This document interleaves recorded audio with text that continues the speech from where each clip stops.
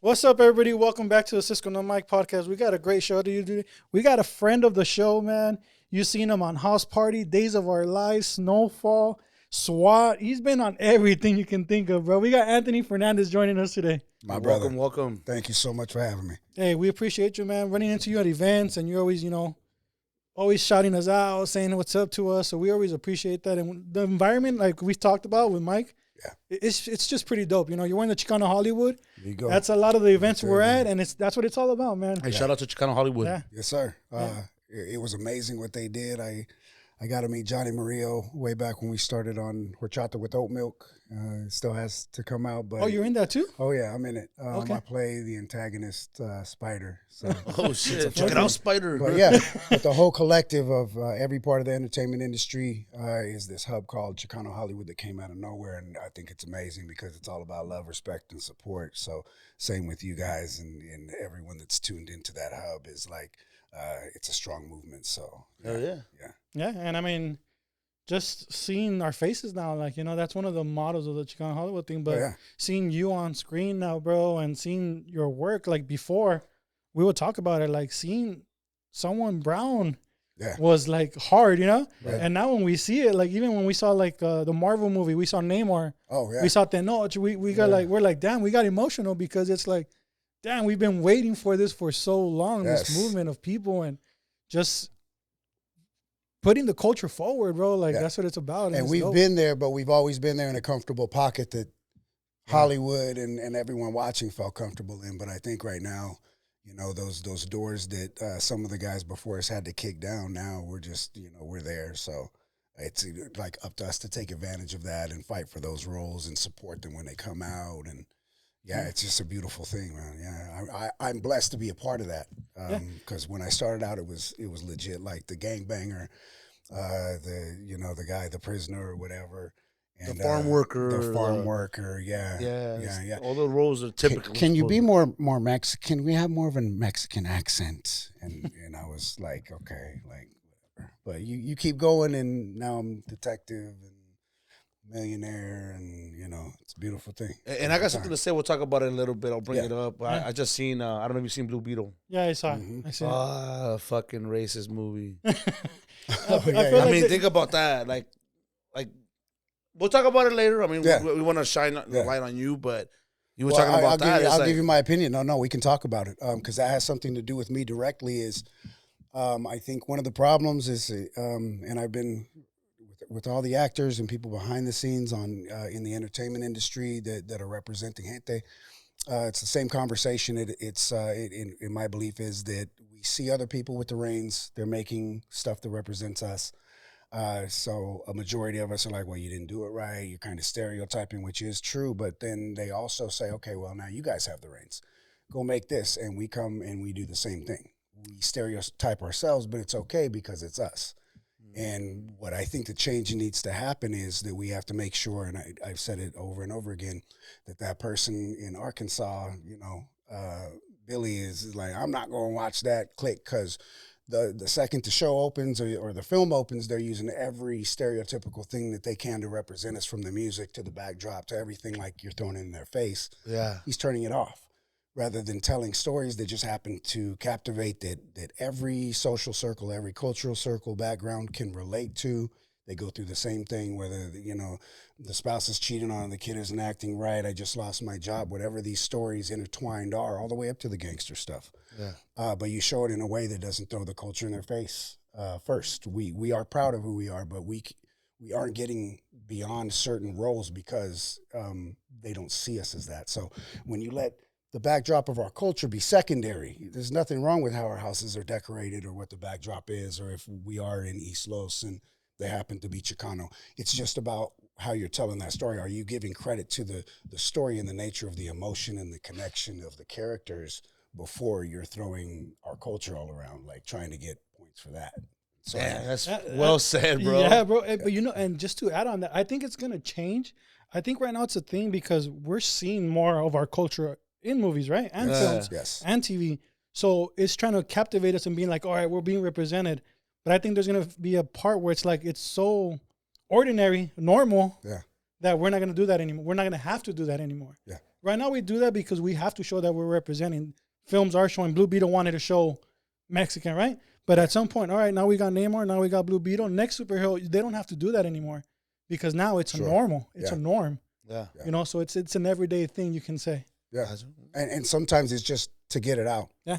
Sometimes you have to get it out. And I feel bad, too, because the strike happened right as they were about to promote it. So it almost seems like every time we have a little foothold, there's always a little bit of resistance we have to face.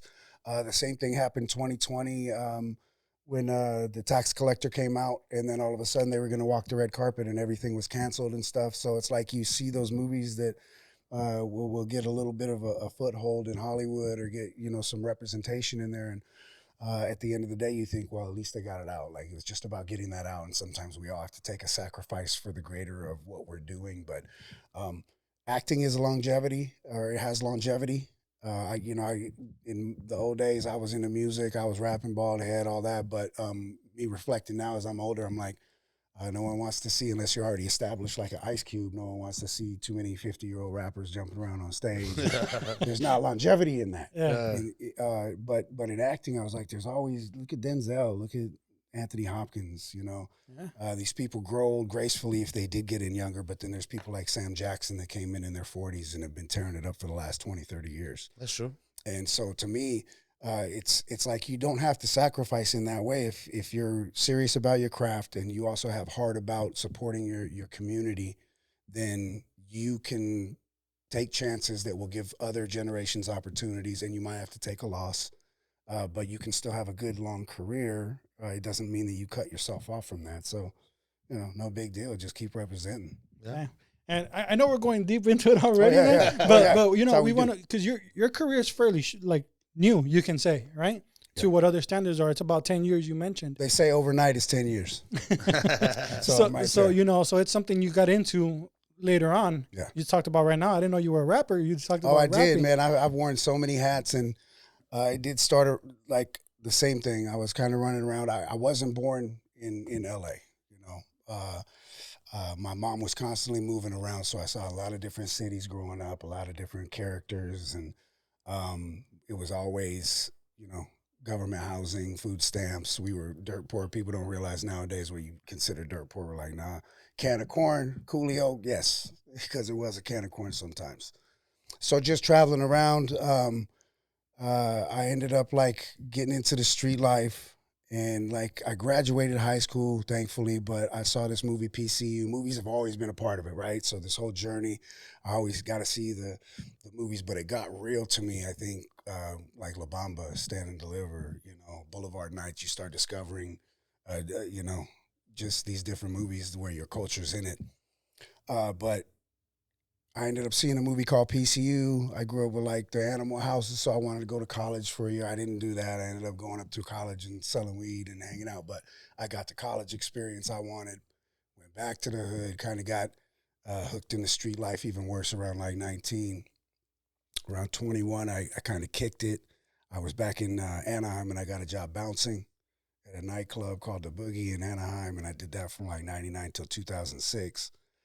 But then instant family, the club closes, legit the club closed, and I was making racks. I was doing anything I wanted to. I didn't even know how to be a family man. I was rapping. Like I said, I had the full studio at the pad with my homie, and that's what life was. And so fast forward, they closed everything down, and I ended up, that whole life went downhill, and I had to figure out what I wanted to do. And then I was like, skip it. I'll go back to school, figure out something, and discovered acting there. So I hit it, and once that happened, I was like, well, I'm supposed to get a degree, but I think I can do this acting thing. So I studied for like 3 years, almost 4 years, and around 2009, I was like, I'm going to start going out to Hollywood. My last-ditch attempt to do something that wasn't fluorescent lights and cubicles and give up, because I've never been that type of cat. And I've just been blessed with it, man. Like central casting, work background, gang-related, paid my bills for like a whole year. I wish they would have given them another season, but I met a lot of other guys that are still to this day in the tier. As we go up, people fall off, they're still there. So you establish these relationships and connections. And 2013, I got my union status. Nice. Hey, for so man, I probably saw you at the Boogie. Oh, you probably did. I used to go to the Boogie. Dog. I used to go to the Boogie. It's funny. All the time. There's this police report that they have because low key, I wrote my first script about that particular snapshot, so everything is Boogie related on that one. But they shut us down, and they had a report. The Anaheim PD literally had a task force to shut us down, and the amount of 911 calls and emergencies and stuff went up the exact years that I was there, from the time I got there to the time they closed us down. And I don't think you know about the Boogie, though, because to get into the Boogie, the parking, they would like search your car, fool. They would search your car. I ran all that. So they were searching your car. So the drugs and the guns went directly into my pocket, and we divvied them up and did whatever. Oh yeah, no joke. It was we were gangster though. Shit. That's what I said. Like, from the person that I am now, from the person I was, I just thank God that I had the club, because it weaned me off of the person I was before that. So that was me on a good one. But yeah, I was always faded. Hundreds of fights, thousands maybe. Yeah. That was the whole thing. They would search cars because of situations. 18 and drugs, over. Alcohol, guns, things like that. I heard of the Boogie, but during the time I was still in the military, and that's right. Yeah. So I was stationed in San Diego, so I wouldn't go out as much. Oh, yeah. But I heard of the Boogie. Yeah. Yeah, the guys from Camp Pendleton came up, and we had a lot of Marines that would get in trouble. So there's a lot of things, and you brought up one thing, because actually your experience was short lived, because why do you guys think that we kind of go towards the street life? You've been part of it too, Mm-hmm. Like, is it like that feeling, or just feeling like camaraderie, or what do you think it is? I mean, if you ask me, in my experience, because we grew up together. He grew up 3 houses down from me, but he had a different lifestyle than what I had. Right. And, unfortunately for me, I didn't have a good father growing up. Yeah.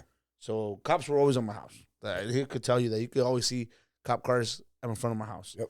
So it's not the camaraderie, bro. I mean, it is, but it's not. It's, the guys that I knew, like Raul, Little Man, they had similar problems at home, dog. They had issues with their parents. Mm-hmm. Their dad was a piece of shit. We were angry, bro. We were fucking. We didn't want nobody to talk down to us anymore, and that's the way we bonded. And it wasn't the street life. It's just, it guides you to the street life, because that's what you end up doing. I used to fight all the time. He knows I used to fight all the time. Yeah. So who do you fight? You fight street life people, people that are looking to make a name. People, and I wasn't a gang member, but I wanted to be. Yeah. I always used to say, I want to be the best gang member there is. If I go to jail, I'm going to be the best motherfucker in there. Why? Because I knew that if you let somebody fuck with you, then you ain't shit. And that was because of how I grew up at home. So it's not something that I wanted to do. Yeah. It's something that I felt that I had to do, you know? And now that I had options, I have options now. Right. And obviously I went to the military. I got away from that life. I'm glad that I never became a gang member. Yeah. It's like, whoa, what the fuck was I thinking? But it's in that moment. It's not that I wanted to be. It was just I had to survive. That was my way of surviving. Yeah. And I'm sure it was the same for you. Yeah. And I think it starts with a survival mechanism that's even deeper, because most of even the hardest gangsters, man, these men had beautiful hearts. They were somebody's babies at some point in time. Fathers did leave us. So it was these characters that you would build that would protect that innocent child that's inside you that's broken, and you would find other people that maybe they could see it, and we're here, but I have mine too. Yeah. And then you constantly, as you get deeper into it, it does become serious, because then one decision turns into something that makes the street life even more serious. And you're cool until you have an enemy, unless the whole group, but then you do, or you piss somebody off, and you constantly keep evaluating. And as you get deeper into it, it's just kind of like you're there. And I think another part of it is how deep can I go? Yeah.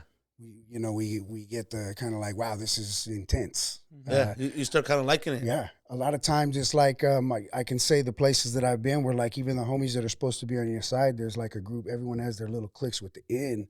And sometimes the other homies that even are supposed to be down with you, they make you a little nervous. Yeah. You never know what some of these guys are going to do. A guy may just get popped off. And so the brotherhood stuff, that's what kind of killed it for me, though.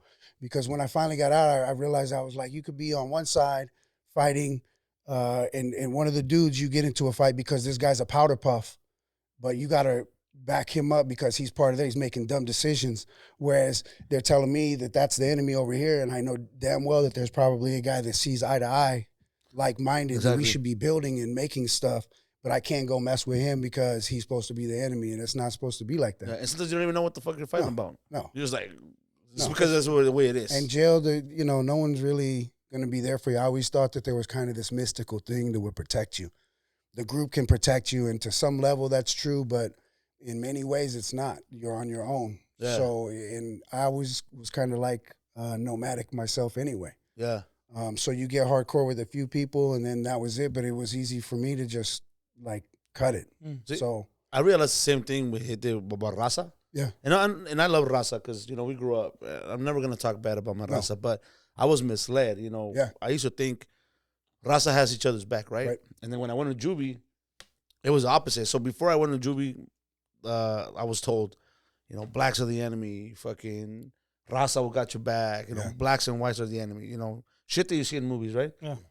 The worst advice somebody gave me was I got caught up, obviously with police at 13. That was my first. I was doing shit at 12. I started doing shit at 12, but I got caught up at 13. That's when I went into the court system. Yep. And I remember I'll never forget this. The homeboy was like, "Hey, dog, if you go to juvie, just fight the blacks. Like, just hit up the biggest black guy you can see. Even if he whoops your ass, just show, and the raza will get your back." Yeah. So when I went to juvie, my first mentality was, all right, I'm gonna have to fight the biggest black guy there is here just to prove a point. Yeah. Even if he whoops my ass. Yeah. Before I got in there was this black guy that was like twice my size, fucking yoked out, and he was sweeping. I was in Los Padrinos in Downey. And first time I was like, fuck, man, I'm going to fight this fool. Yeah. He turns up, dog. Like, I'm literally just waiting there for me put in my cell block. And that fool turns around and goes, "Hey, what's up, homie?" I was like, what the fuck? Why is he saying what's up to me, dog? I'm the enemy. Yeah. The raza started passing by. They started hitting me up. "Where you from, dog?" "Fuck you, SA. Where you from?" I'm like, yeah, wow. What the fuck? What a reception. Exactly. I'm like, raza's supposed to love me and protect me, yet they're hitting me up. Yeah. And this black guy saying what's up to me. Like, it just. Yeah. My best homie still to this day, I brought him down. He BGD. Badass Arthur Brown. He's my homie, and we bounced together. We did everything together, rap together. He's the homie for life. And it's just funny how that works, man. It's crazy. It's like you said, bro. Like, just because you live on a different street doesn't mean you don't meet eye to eye, Yeah. You're going through the same shit. Like, people are going through the same shit no matter what. But I think we had to be destroyed. Like, the 90s were real different. Yeah. And so as like they made those laws, those gang laws, the enhancements all based on our generation. So it took a whole lot of guys going away for life, getting killed, dropping off, to give a lot of other guys freedom. They probably would make the right decision. And for those of us who are still left here, you can't do it forever. It doesn't feel right. You should always be evolving. I think like every 10 years you should be doing something different than you were 10 years before. Yeah. And you just get older. So it's like regardless, that lifestyle wouldn't be for me anyway. But, it is fun looking back. There's not one person that I don't look back on, even if they're giving a lesson to kids. I'm like, okay, it's bad stuff, but I remember when we were doing this robbery back in the day. It was bad. It was bad. You see the excitement just because of who you were and like living that lifestyle, but there definitely isn't any future in it. And I think that the best thing that could have happened for me is that I just have always had that type A SEAL team soldier personality where it's like, it's beautiful to have people that have your back, have a collective, be in the gang, whatever it is, but you will not know your capability until you stand alone as a man in the world on something. I don't care if it's the desert walk with a spear, whatever it is, every man has to kind of like figure out how to stand on their own. There'll always be good people there you can lean on, but at the end of the day, like that's what it is, because if you rely on the gang all day, that's why so many guys have families, and then all of a sudden you're a family man, you don't know what to do. You don't know how to be a husband. You don't know how to be a father. You don't, and everything comes from your brokenness. So you have to fix all of that, because we don't get we don't get the excuse to say, well, I didn't know. It's like, you got bills to pay. You got kids to feed. So that automatically becomes like, I should prioritize my life accordingly. Yeah, that's the hard part for a lot of people. Don't do that. Our priorities are all fucked up. You know what I'm saying? Like, or a lot of times it's selfish. Our priorities are selfish. It's more geared towards me instead of the people around us. And sometimes they should be selfish, but you also, like you said, prioritize those kids, those families, and things like that. So that's why I love what I do, because it's one of the most subtle ways to maybe change a life, get your narrative across, capture somebody's imagination that they could be up on the screen. That was one of the most beautiful things for me as a kid, is like as I've done more and more podcasts, interviews, I believe one of the first answers to "Did you always want to act?" would be, yeah, no, not really. I like movies, but then I left it alone, and then I did my thing, and I came back to it when I was older. But no, like as I start opening up more and more and discovering it, it was a huge part of my life. It was the only thing that kept me probably sane, and I established part of my own mannerisms and characteristics off of these guys that I saw on TV. So it was, for a guy like me, I'm sure like you, it was literally the tough guy stuff. It was like, this is building up. This can protect you. These things. Oh, look how he did that. Oh, that was amazing. You know, oh, listen to that line. Did you hear that line that he said? And you're sitting there ripping these things that make you worse and worse. So the time that like Menace to Society comes out, forget about it. Yeah. You know, by the time they were doing that, and you know, it was just something to hear these one lines and be like, yeah, these guys are cold out here. We're all crazy. We took it to a whole other level. Like the guys in the 80s, they were robbing the army depots and getting those automatic weapons, and they had the crack and the money started flowing, so things got crazy. But the kids in the 90s, man, I graduated in 96, and by that time it was just crazy.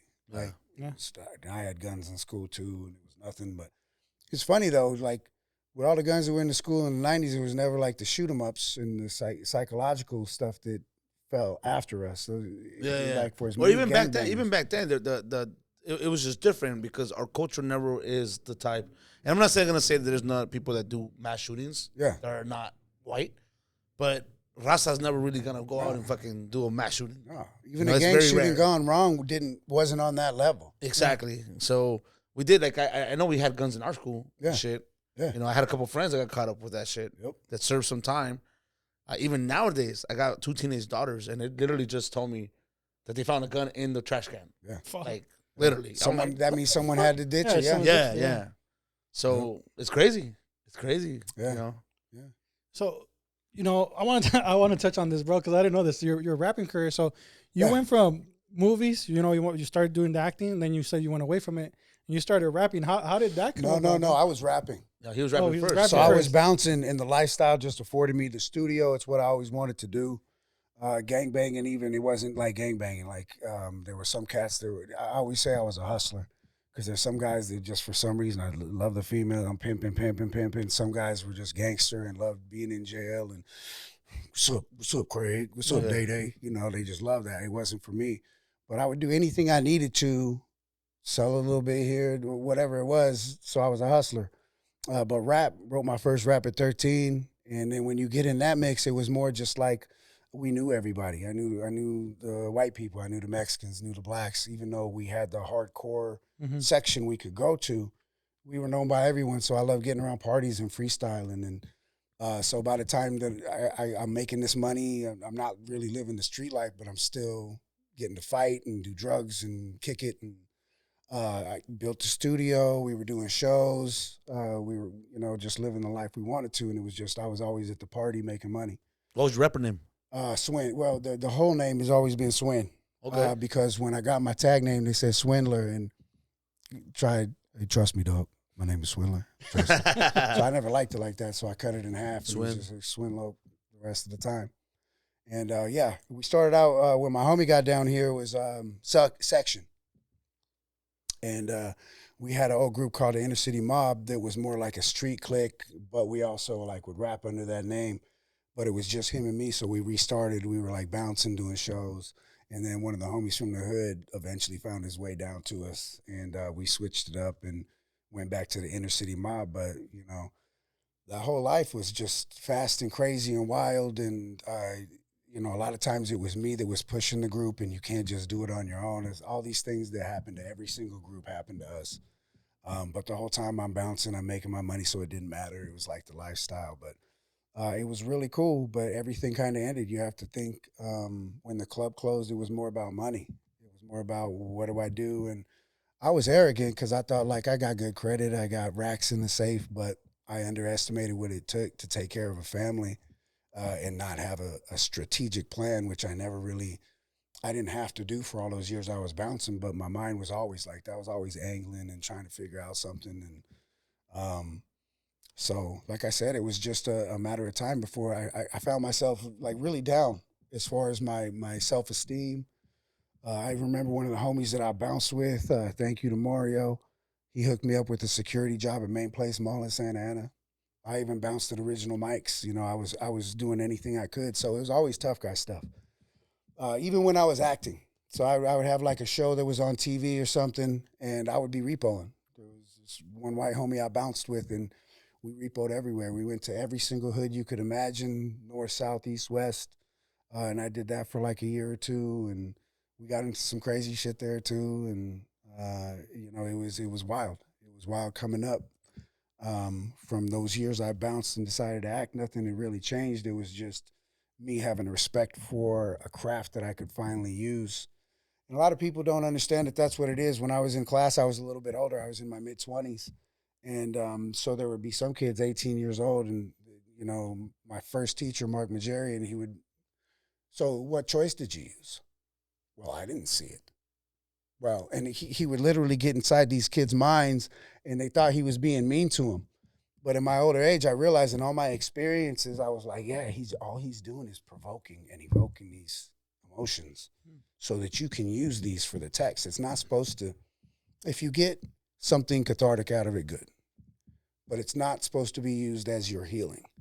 It's simply supposed to be used as you being able to pull the right emotion out. So you literally have to trick the chemistry in your brain and body to experience emotions that you've already gone through, that everyone knows. You have your own stories.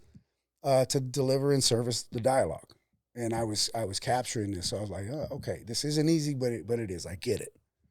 So it was something beautiful for me to use because I always figured I was comfortable rapping in front of people. I was a flamboyant personality, always growing up, and said the man I am now is completely different than the dude I was. So I already had some sort of comfort in front of people and speaking, and natural leader, and kind of like, you know, just in life. Like I'm in control of life. No one's telling me what to do. But when I discovered something like that, it started to give me that confidence back. I was like, okay, if I do this, I'm growing out the hair. I was bald-headed for years, whatever. I'm growing out the hair. I'm going to start hitting the gym, taking that a little more seriously. I'm going to start drinking less.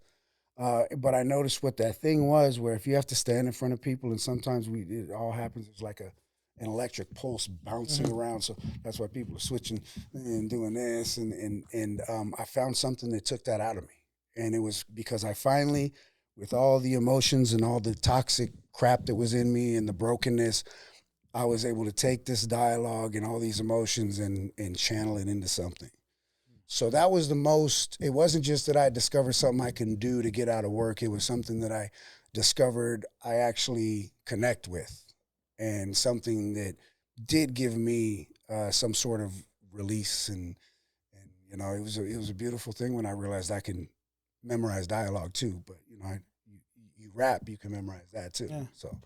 You know, it's crazy, bro, that you could tell that you're passionate about this. Oh, I love it. Just by the way you said that. The way he speaks about it. The way you speak about it, and even the look you're giving when you're talking about it, bro. You can tell that this has, and it's a trip because all your experiences you talked about, like you've gone through, really helped you embrace it too, and be good at it. You know what I mean? And show that. That's dope. Yeah. And it wasn't even enough there. It was like, you know, I know some guys wanted to be, they still to this day, like that's their thing. Make me look good. I want to be the gangster. I want to be the tough guy. I don't care. I just want to tell other people's stories. I want to I want to feel every emotional character that they'll allow me to play. So it wasn't just even me breaking into it. It was something I wanted to change. There's something about the way that people look at being a tough person. It has nothing to do with being a tough person, because I've noticed that some of the most tough people, strong people, iron-willed people that I've ever met in my life have actually been the most sensitive, the most outwardly vulnerable. that guy, you know, I do respect the outward appearance of the masculinity, and I don't think that there is toxic masculinity. I think that there's just masculinity that can be toxic. But there's nothing wrong with being proud of being that man.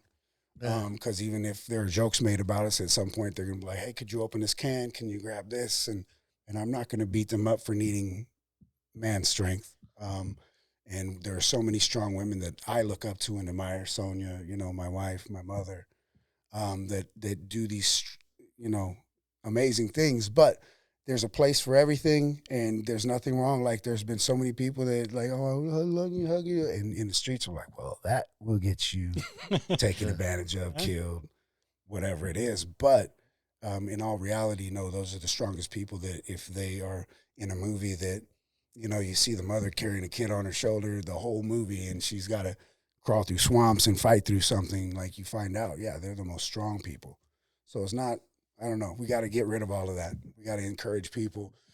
Nothing wrong with a grown man giving another grown man a hug, tell him he can do it. It's a whole change of how I used to think. And we'll never get anywhere until we're all on the same page thinking like that. Man, I'm just, honestly, bro, like, he said so many shit that's so motivational, like, it motivates me. It's uplifting. Like, the toxic masculinity shit that he said, I was just like, what?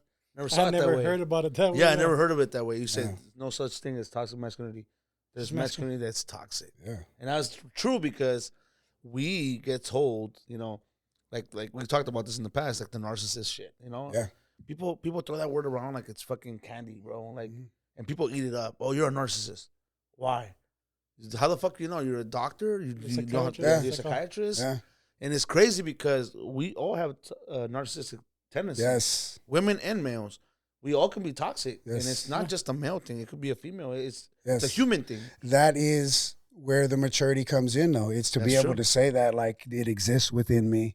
You're not trying to say, well, external, everything else but me. Exactly. It's accepting responsibility, even when you don't want to, even when you don't think you're right. It's what I learned as part of just my spiritual walk, is that even when if the relationship is worth salvaging, and you know that it's only there to divide and conquering, and miscommunication happens, and then it even is empowering to be like, I'm sorry first. You know, but there are so many layers, because it's not just a man-woman thing, like you said, but then you layer in maybe how you grew up, the culture there. And then within that culture was there the street culture, the gangsters. And as you get up and you keep adding these different layers, it constricts the human so much to where they have to perform in this way all the time. And it's only based on what the collective, the majority thinks. And I've never been that type of thinker.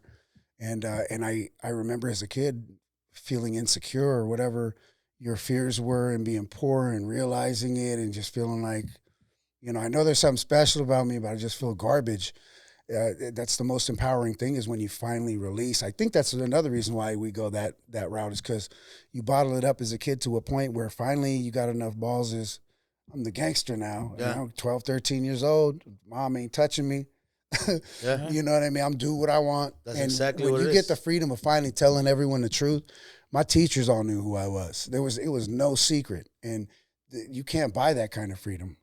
I think as we get older, maybe you tighten the reins again, because we have families or whatever. So you do have to come in line, act a certain way. But for those years where I was free, from like in my teens all the way through my 20s, it was legit. I didn't have to answer to anybody. And it was the greatest thing, but I was arrogant. Yeah. There was a lot of arrogance, and a lot of those things from the culture that I had, all those layers I had to dig back through.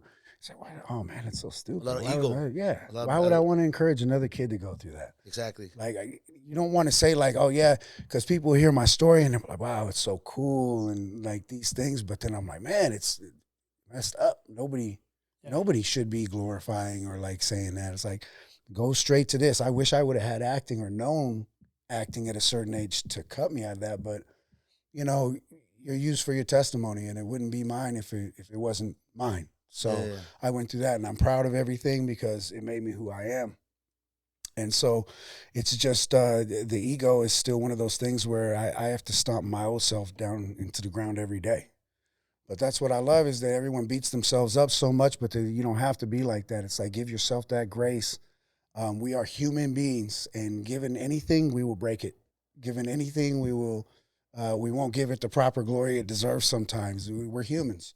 Yeah. But don't let those knees that you take get in the way of your walk. So it's like, even on my worst day when something would have frustrated me and I would have been like bad attitude and, okay, I use it as an excuse. Now I don't. I'm just like, yeah, that was, something happened.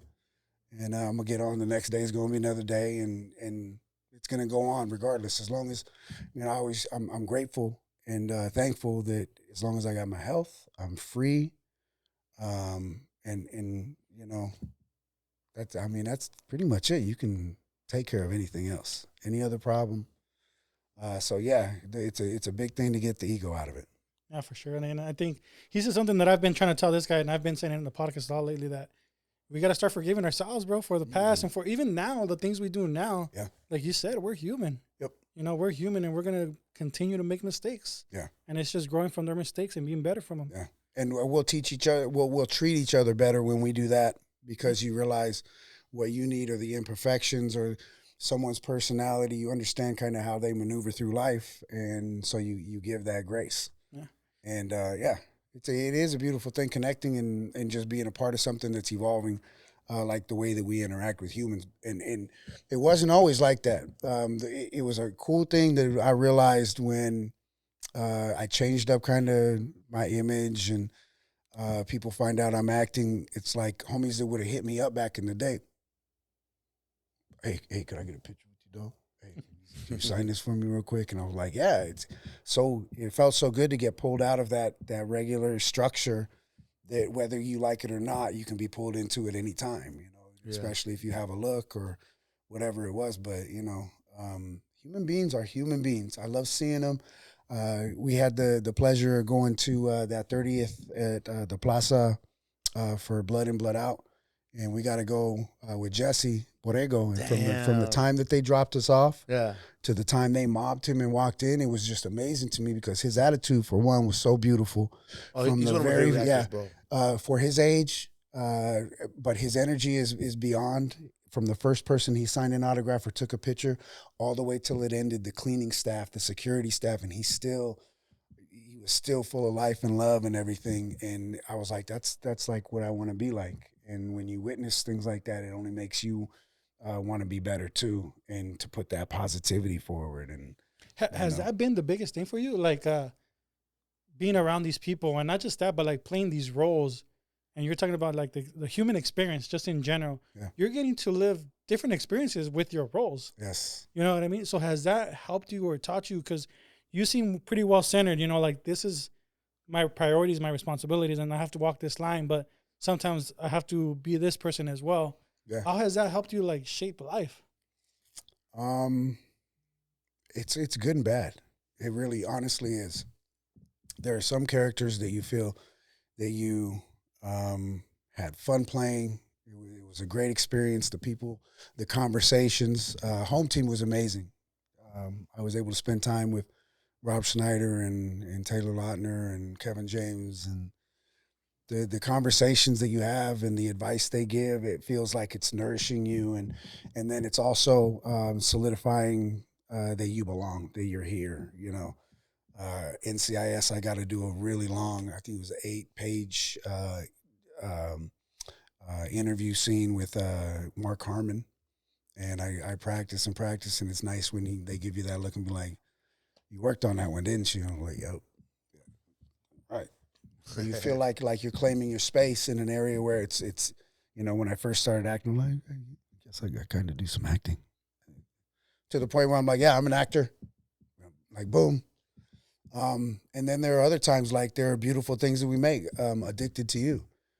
Beautiful. Important. I knew that I wanted to, I had a lot of my own experience and who I am to contribute to the character, to the conversations that we all had to be open and honest about when we're making that. I wouldn't say that. No, if I was running game, see what I did back in the day. Oh, when I was giving her an excuse, and all of us, we would all share. But it also tears you apart.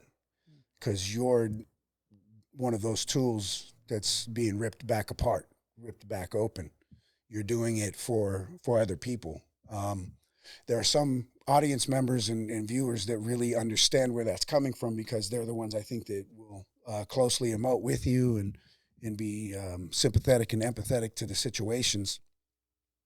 But then there are some that just like, oh, that was good. But to be honest, when something hits, I always say I've been on so many great, huge, expensive projects, but that particular one to me was career defining and meant the most to me, because it gave me finally a chance to explore, even within that brief moment window, to argue, to find clarity, to find truth in all of the confusion that every single one of us had.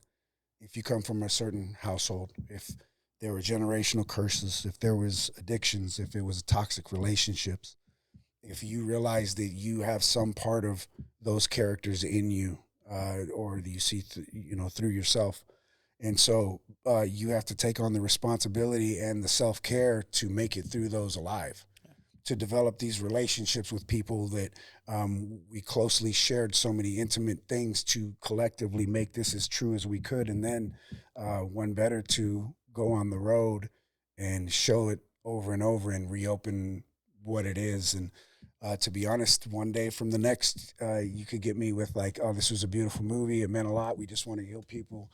I hope you enjoy it. And then you may get another day where it was like, tore me up.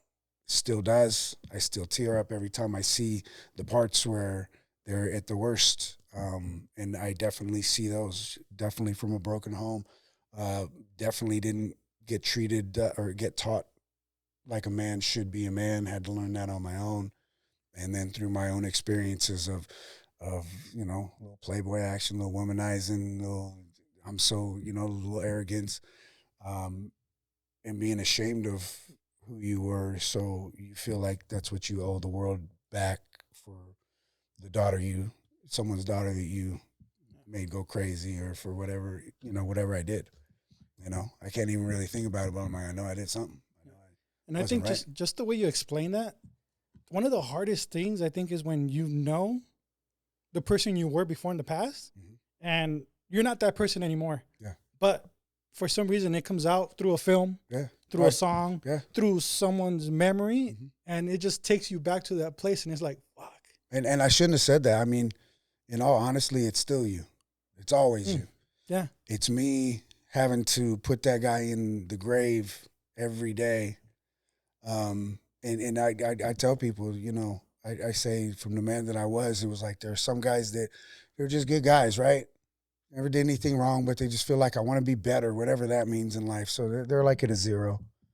I want to learn how to be like at a 5 or 9, just treating people good, being nicer, being generous, all this stuff. And I was in a negative 10. And I had to rediscover what it was like to even be at a 0 before I even started the work to get to a 10. Yeah. And it's still a fight for me every single day. Those old tendencies, that little joke may turn into something more, my mouth, I have a problem with that. Every now and then I'll slip, but I'm trying, because every time I elevate, I realize that a responsibility is put on my shoulders too. And you get tired of that sometimes even. And that's the rebellion. And there's always going to be a little rebellious heart. So that old guy is constantly like saying something. The old joke that would be funny and like, oh, it's not appropriate here. It's a refreshing of who you are constantly. Yeah, bro. Thanks for saying it that way, man. Well, honestly, it's a little emotional for me too. I know for you too as well. Definitely, because I told Sonia, one of the hardest things for me is knowing who I was then to knowing who I am now. Mm-hmm. And it's like, maybe for that one person, I'm still that person. Yeah. But for me and for other people that come into my life, I'm not that person. And I'm getting red because I do feel embarrassed to even say it. But, like, you're right. It's something that you can't just bury. Like, well, you have to constantly bury it. Like, you have to constantly face it. Yeah. And, like, at least when I deal with her, I constantly and I have to deal with her obviously for the rest of my life, because we have kids together. Yeah. And it's like, no matter what, I'm always gonna be reminded of it. And it's something that, like, I'm ashamed of. It's like, you know, I regret. But I am a better person now. Yeah. You know what I mean? Yeah. And it's hard to believe sometimes because every time you see that person, you're reminded, whether she reminds you of it or not, you're just reminded of who you were. And I'm just like, fuck, like, I know that's not who I was. I regret it. Like you said, you're like, fuck, like, why did I do shit like that? Yeah. But, fuck. Like, but it's love and respect, though. Living in the honesty of what you do. Even red face, I mean, that's when we find the comfort and the strength and the power, is because all those things that we don't want to say or admit, that gives you power there, and then we can be comfortable in it, and you're empowering other people because they're watching, and everyone's going through something. Yeah. Right. And I mean, it's like you said, it's a constant battle because you don't want to hurt the people you love. We don't want to do that. Yeah. We just sometimes don't know how not to. Yeah. And let's face it, society nowadays, the immediacy, everybody online. I mean, I even find myself sometimes like, hey, oh, great. Repost, and I'm like, wait, we're all therapists now. Everybody is posting. There's nothing wrong with encouraging words, but then at the same time, it has to be individual responsibility for what the growth is, or just regurgitating whatever the pat on the back, exactly, post of the day is. Mm-hmm. It's like, do you really feel that way?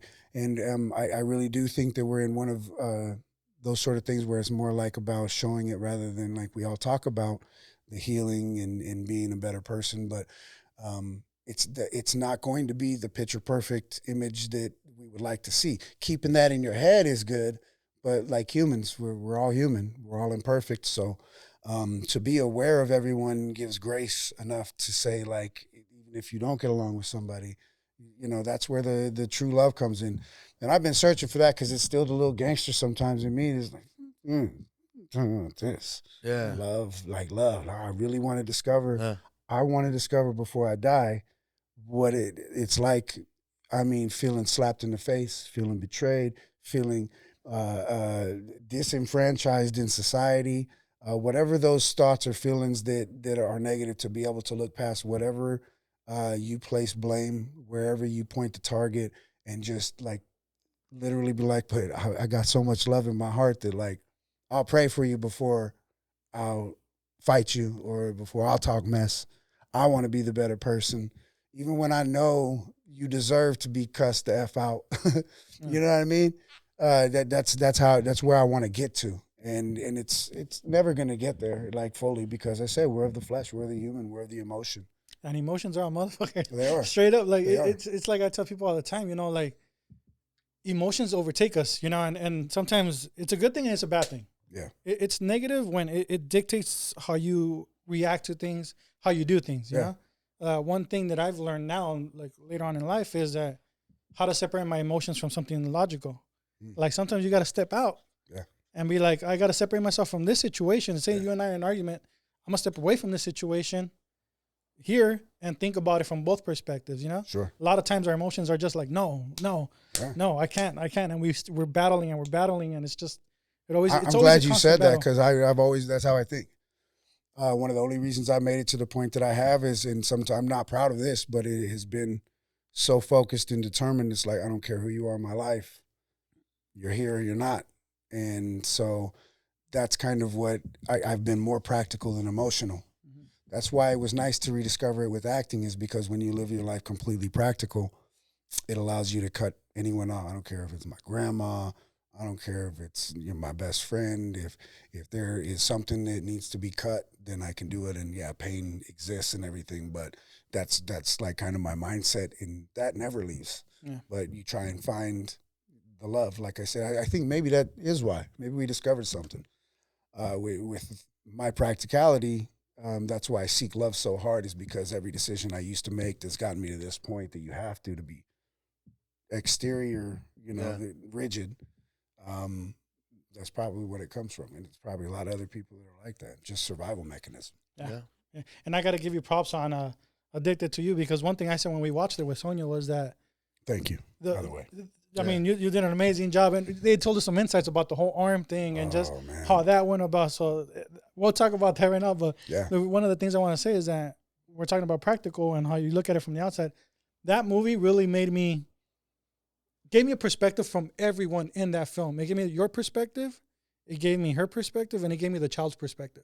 You know, so you got to see it from an outside view. Yes. And that's why I think like every person's role in that film was important. Yes. And it means something to someone. Absolutely.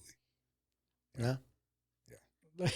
No, I mean, I was here. I was in the back. I had to sit back there, and I was like, you know, doing the cholo. Nah, I don't yeah. But I was like, fuck, like, and I could tell Sonia was emotional, and I could tell this fool kept looking at both of us, and I was just like, fuck, like, we don't even know, like I felt like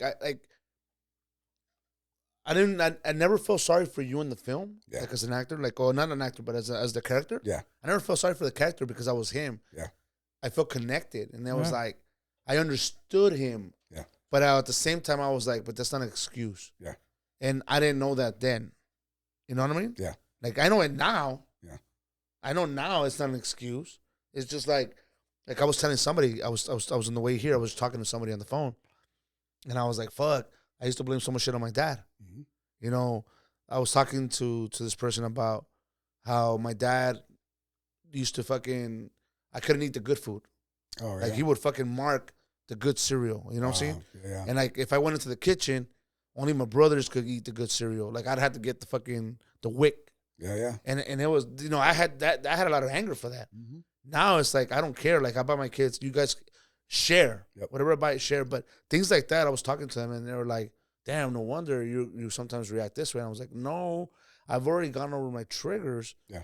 But it's more like, my father's a different person, but I understood the character. But at the same time, I know now that I don't need to blame my dad for it anymore. Sure. What I do now, I can't blame my dad for it. I can't say, oh, it's because of my dad. Yeah. But I didn't know it when I was. And you realize how broken they were. Exactly. You take a lot of the blame off of them because you realize, like, especially when maybe you'll pass the age that they were when you were born or when they left or whatever it was. You're like, wow, he was only this age and he was messed up. Yeah, he was messed up. You know, same thing with my dad. He didn't know any better. Yeah. Not an excuse for him either. No. But it's understanding. But we're talking about, like, to shift it to where you can't control him, what he did, anything like that, but if it falls on you, so, you know, you can let his weight crush you or exactly worry about your own, right? You guys ever hear about, like, the list, like psychologists do it and all that, where they put a list of people you have to forgive? Oh, I heard of that. So so it's like something I've reiterated here. It's like, till you forgive them, you're not gonna find happiness, you know, because you're not gonna be able to forgive yourself. Yeah. Because you're still gonna constantly be in that struggle. Yeah, they call it like the walls of a fence. Okay. You build up the walls to keep them out, but you end up trapping yourself because you've built the walls up around you emotionally for your protection. But yeah, all you ended up doing is hurting yourself. So when you forgive, it doesn't mean you forget. But when you release it, it's not for them; it's for yourself. You know. And you said it better. Yeah, that's crazy. Yeah, we're just talking about life and shit right now. Love it, but that's it. All ties into what we're here for and what we do. Yeah. And I said that because there are so many great stories and people pour into it. Addicted was one of those ones. We lived it. We did some method on it, and the right message, the right story can heal and help people. It can be a short, and we've received so much, award-winning, so much great feedback and attention and support with it. And I think it's because it's something that it represents something big in our culture, but then at the same time it goes beyond that because it explores. I always call it the snapshot of the worst of like the climax of a relationship at its worst point. Where the woman has to decide whether she's going to leave the man. And it could be the man that does that, you know. Whatever it does, it's going to stir it the other way for you because you'll find reflection in whatever character it was. And it did. It tore me up. I had to, the director, Christian Leva, LV, he's a great guy, directed me in Horchata with Oat Milk, but he's a madman, and I'm kind of a madman too. And so he went method, and he was like, hey, like 2-3 weeks away from filming, like, go Sonia, because I couldn't make it to one of the last auditions, and as the character, per the director, I just dropped communication, and it was absolutely horrible. I can do this, But then you start getting messages and calls, and you see it on your phone, and it becomes the reality. And it literally broke my heart because I'm like, I'm so sorry. She's not only the my co-lead, she's the exec producer. We're filming it at her place. Story. It's her story. I mean, all of these elements make me feel worse and worse. But I knew as the professional, it will fuel that. But she was sick. She was sick as well. And so I think he had said, show up early for call time so we can get in one more rehearsal. And I didn't know, how could I know? But he's on the other end. So where's your actor? Where is he? Do you have a backup? Is he going to bring somebody? Because we got to film no matter what. He was hounding her? Oh, yeah. So he's hounding her. She's Sonia told us the story. Yeah, she did. Yeah, she did. I remember that. She's losing her voice. It was horrible. And so I show up like a half hour late. They got me beers to drink because this guy's supposed to be loaded. So it's like all these things true to form. And then they kept us apart. I couldn't really go up to her and say anything. In the film, of course, we if you look into it, there's a half-ass gift of some gummy bears. So my dumbass thought it would be funny or kind of nice. I show up with gummy bears a half hour late. Hey, give these to Sonia. Probably pissed her off like even more. So by the time we literally squared up and got to the point where we were going to run the first takes, that was an argument. That was literally me. You know, but she did mention to us that you showed up smelling like beer. Yeah. And that... Oh, the trigger. That triggered her. Yeah. It helped her when she was doing the scene because it reminded her of... That moment. The whole experience. And even the arm thing, like how that was a surprise. It was just added in. Yeah. So, you know, do you consider yourself a method actor? I do. I'm very much... But I'm a realist too, so sometimes it's just shut up and say your line. Okay. I've heard some of the greats, and it is the same way. Sometimes you don't get it. Sometimes you get it for a take. Sometimes you get it, you know. But I do, as much as I can live in a character. And it really comes down to as much as they allow you to. If I'm on a film shoot for months, then I owe it to myself and everyone else to be as method and involved. And it's quite difficult, though. That's because people want to talk to you, you know, unless you isolate yourself or they understand what you're doing in a certain way. Sometimes your own boredom, you kind of want to get in the conversation. Oh, wait a second. So to go full Daniel Day-Lewis is that is work. That is work to literally, and it's self-awareness to not break when you are put in an environment that isn't conducive to what your character should be around to keep that focus going, because that's the exhausting thing. You can do dialogue, and the days sitting around and not doing anything, that kind of gets tiring. But what really gets tiring is once you've exhausted the emotions and you finally broken through. That's a difficult thing. How do you not lose yourself in that? Because like you said, you're going deep into this character, this person that you're trying to emulate their life. How do you stay grounded to who you are too? Because that must be hard. Well, I always try to keep it's God first. There has to be something higher than you spiritually, and I don't tell anybody what that should be. But if you're not looking inwardly and in a spiritual realm to give you some sort of supernatural strength when you're doing supernatural things that honestly, it's not me. There are these things that I'm just these gifts I've been given, and the life that I've been given, I've been watched over because there are times where I shouldn't be here. And I am, and so the proof year after year just keeps me there. But then when it comes down to what I do on my end, it's, to be quite honest, I think there's a lot of actors that just walk around constantly trying to reheal what they've broken for certain roles. And it's to give up and not do it, to me is, it's just not an option. So you walk around constantly, putting those things that you've learned, those tools to practice to constantly heal yourself. You grow mentally, you grow emotionally, and then you're on to the next. But don't think for 1 second that there aren't those dark parts of those people constantly walking around, constantly tugging at them for what they did. Some guys go into character so deep that I'm sure it takes them a long time to get out of it, if you're true to what that character goes through. But I think that's the excitement of why we do it. And I don't get not playing roles that are not you. I love that. I know what it's like to have some sort of addiction to drugs, but I've never been like a full-on crackhead. But if you don't give respect to what that addiction does to people and you sign on to play that, it's up to you to go as far as you feel comfortably possible to explore that character. You know, and I've played homosexual characters before.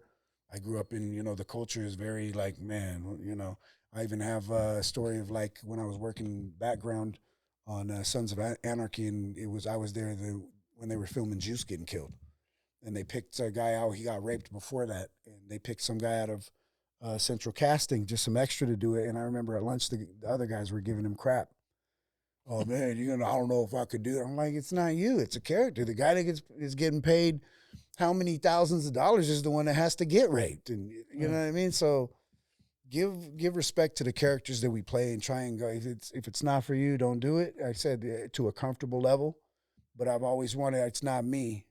I'm representing somebody's story, so I do that with respect, you know, and honor, even if it's not a lifestyle I would lead or choose.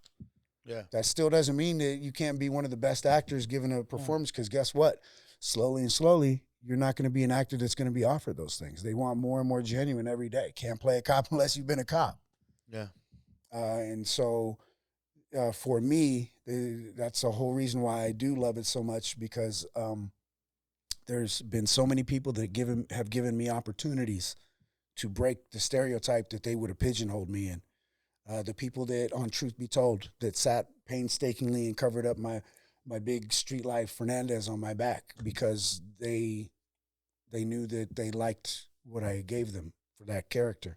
It was actually a character that was only supposed to be in 1 or 2 episodes, and they kept writing me into one of the central characters in that, and I got to work with Ron Cephas Jones before he passed, and so thankful for all of those opportunities where people have given me to play a different character, or saw that where the rest of Hollywood would have been like, no, I didn't see it.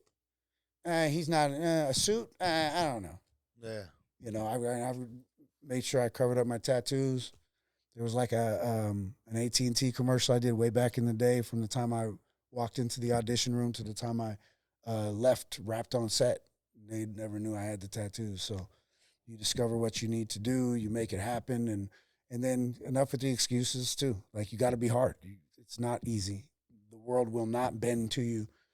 I do respect the fact that I wouldn't go out of my way to trigger someone, but like the new verbiage that everyone uses, is like at some point where your trigger ends, or me triggering you ends, it's called self-control. If someone says something I don't like, I may not like it. That doesn't mean I can assault them. Yeah. You have to. It's a dance. It's a respect of human beings. Freedom of speech. Freedom of speech. Yeah. So, one of the best forms that I still love using is the acting, and it really is a release to me still, and I look forward to playing other characters. And I made it a point in my career to break the molds of characters that they want. It's just not the Latino guy, the Chicano guy. It's why I used an East Texas accent on Home Team rather than a standard Mexican, whatever they think that is. Yeah. There's been times where I just talk like I do, and I'm one of the furthest from a traditional Mexican, Latino, Chicano. And to them, it was a Spanish accent. Yeah. So it's like, well, I don't even think you know what it is. There's no right or wrong. Just throw an A in, and I think you got it. Yeah. See, and that's the thing. I think that's like there's stereotypes, right? And that's one of the things, the Mexican accent. But there is no right or wrong way to speak Spanish, and there's different accents even within Mexico. Well, yeah, there's no right or wrong way to be Mexican, fool. Yeah, true. Yeah. No, it's like some fool say fool. Hey, fool at the end of fool. Some fool say dick. Like Jerry Garcia was saying, you know. But it is a generational thing, though, that it's like, because you have to assimilate. We're not going to teach you, but then it's like you still do get the thing, like the older generation wants. So my Spanish isn't that great, but you see, when they start asking you the questions, do you know this? Because I was disconnected from the culture a lot growing up. Yeah. And when I got back into acting, you realize that you have to take part in this pool in order to go up to those top actors. You have to get the approval and support of everyone in your typecast, your people, like everyone in Hollywood. And so you can't help but rediscover roots and play these roles that they have for you. So discover more about yourself. And I loved it because it was something that I didn't have growing up. I didn't get to spend time with my dad's side of the family that much. And then like the other time, like most of my homies were black growing up. And so it was a culture shock. But I feel so honored because then once you do, it's like I wake up with the skin, this face. I wake up with the Fernandez every single day. And so when I go out, they still put me in the same stereotype. It doesn't matter whether I grew up the same as this guy or this guy, whether it's more country, more urban. Yeah. No matter what it is, you're still the same guy in that room at that same time. Yeah. You know, and they've given me some great opportunities. On It's Bruno on Netflix, I felt so honored that they flew a Chicano actor from LA out to New York to play a Dominican when they could have gotten any number of Dominican actors out in New York for that. Yeah. Mm-hmm. So these are like all these different things. And so I did the Brooklyn accent on there. It's a must to change it up to say, because if we don't, then we won't ever get to experience what some of the great, like Johnny Depp, he's gotten to do so many great character actors or like roles. These guys that get to put on the makeup and literally trick you like, oh, is that him? Oh, no way, fool. That's him? That's what I wanted to do. It's like even acting, I'm grateful, but then it's like I want to do something else. I want to be able to really hit the character actor. You want to keep pushing yourself. Oh, yeah. You want to see how far you can take this. I got a question. Push yourself. Yeah. Have you done theater? I've done a little bit of theater when I was coming up. Maybe when I was a kid, and then I left it alone.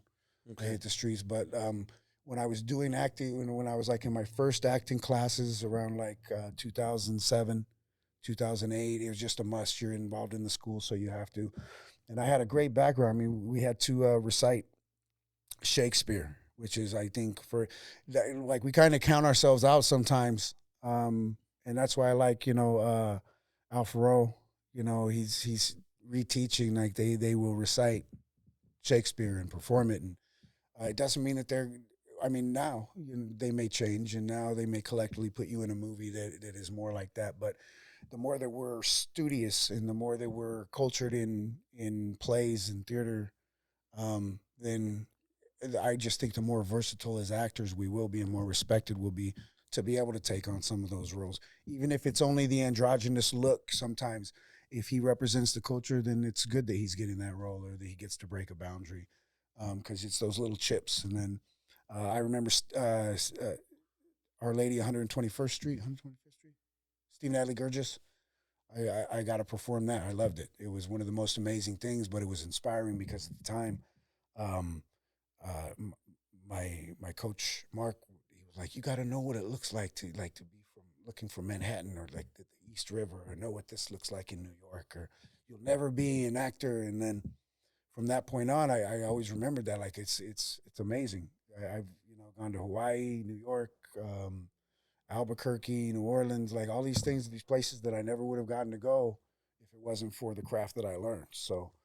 Even during the strike, I started going out there. It hit me harder because I realized that there was nothing that I had ever really earned in my life that I could say I was a professional at, like that I was proud of, and I earned that. So, it's just what I love doing.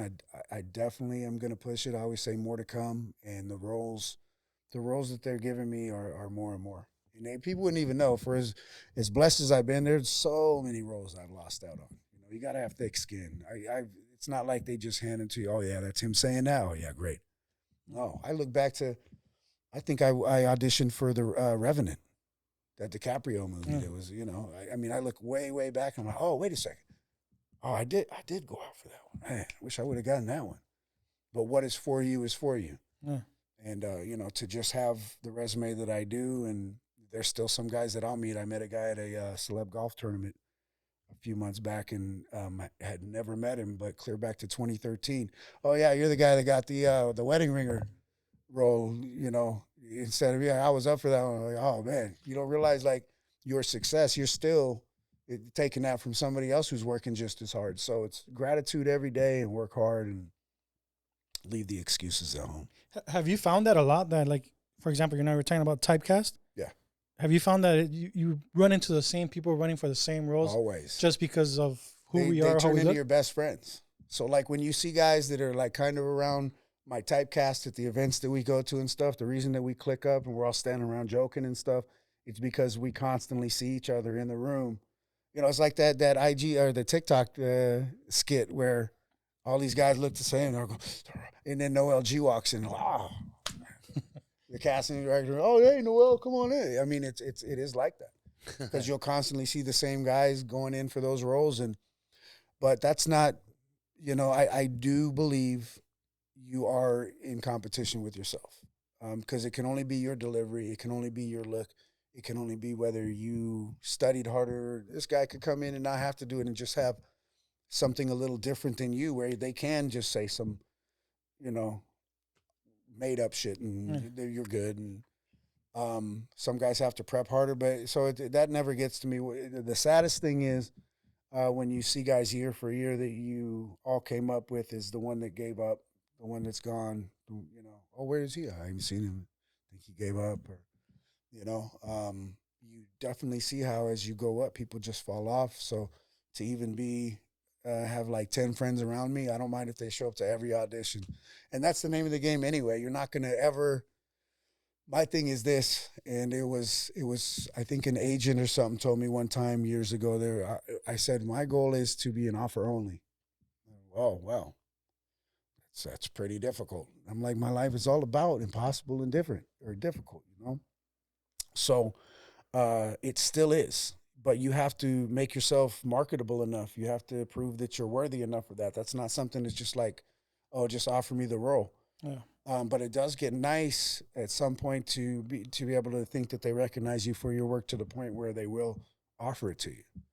And then, you know, you kind of drop to another level. But you don't worry about that until, because a lot of my homies, like this fool, I love the show. I love everyone involved. All the homies are on that one. But I went to all the way up to like an the producer callback on that one.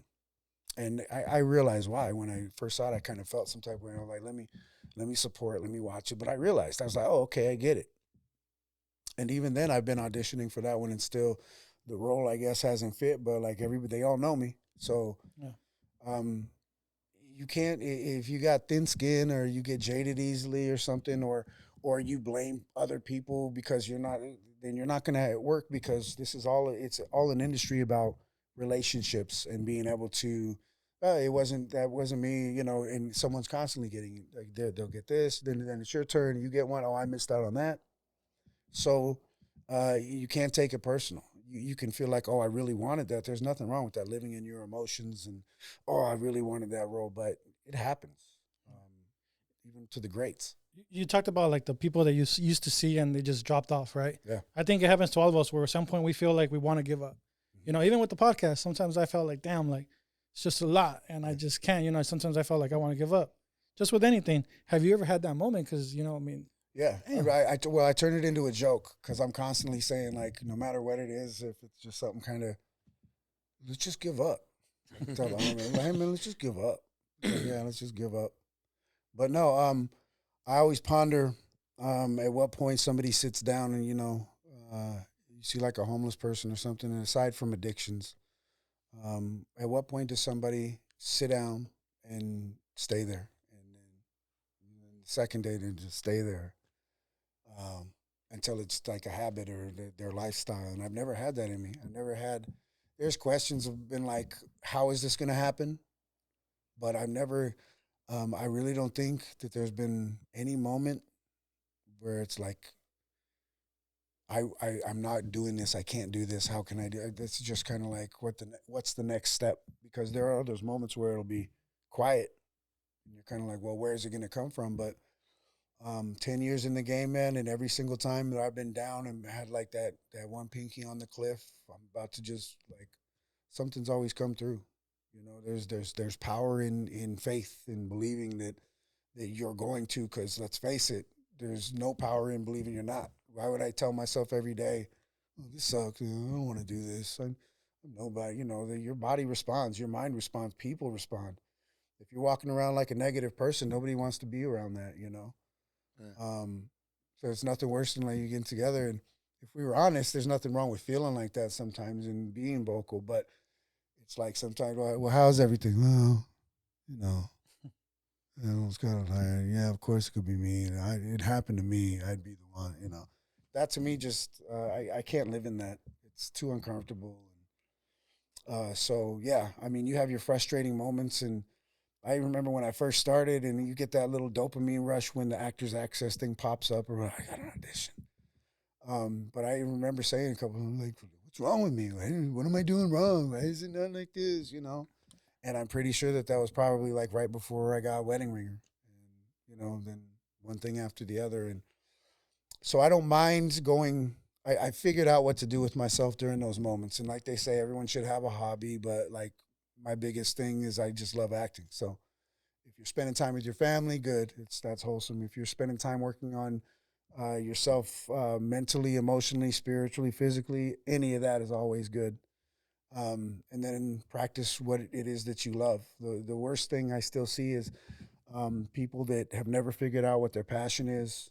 They're sitting kind of in an office or something because the money, they're used to it, they got benefits, and it's safe. But something about them feels a little bit like broken, or you're always looking back like the what ifs. And I never want that. So it's been consistently jumping off cliffs, taking risks. It's transferred from who I was growing up to who I am now.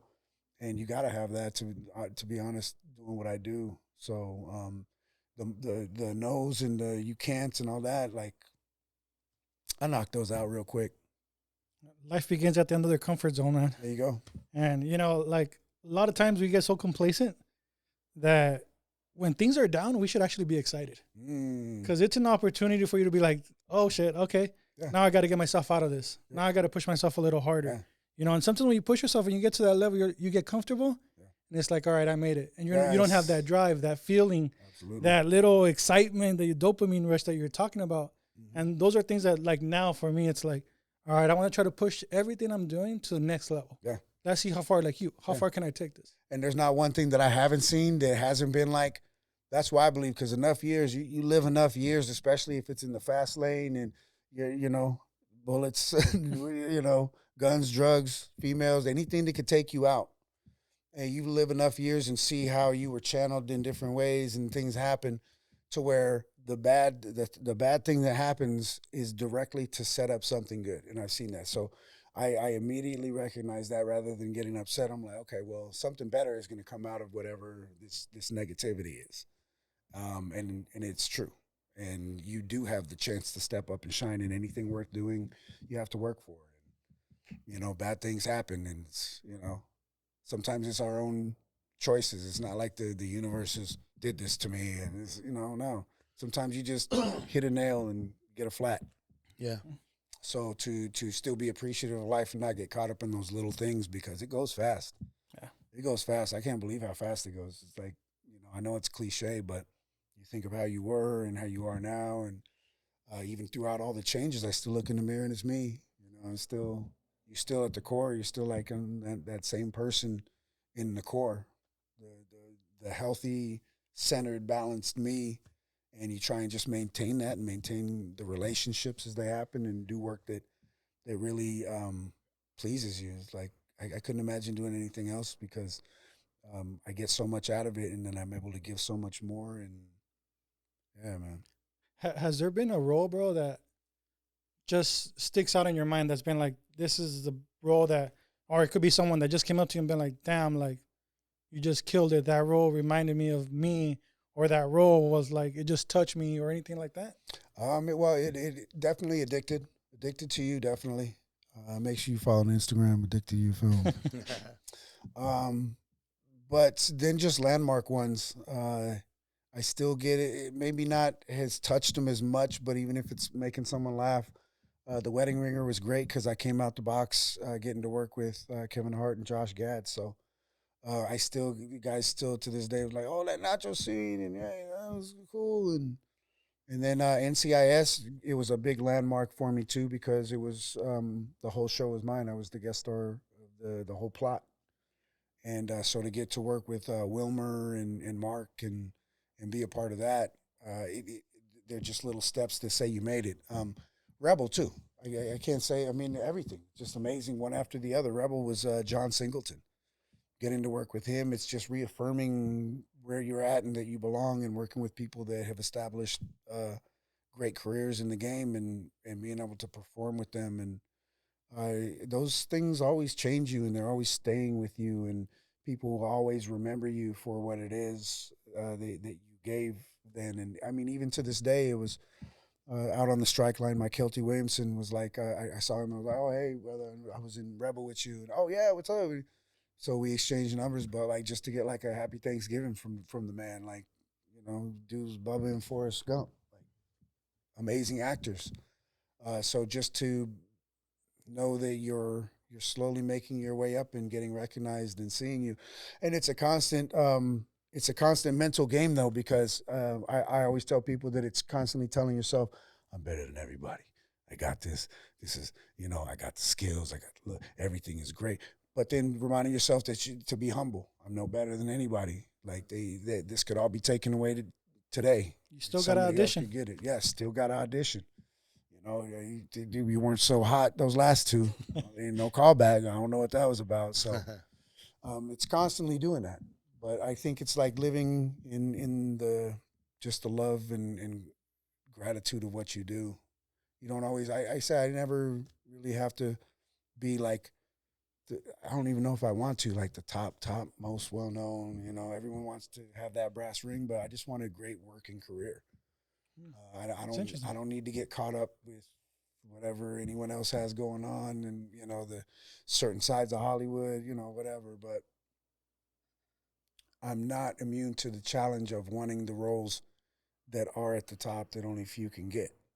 And one beautiful thing about my career is I could say for all these years, I've never been on any casting couch. I've never been had to, you know, people wonder. They wonder what goes on in the parties. And, I've been to a lot of them, and just grateful that I've had a career where I've never can say that I've seen the disgusting worst side of somebody that I've worked on set or a toxic set.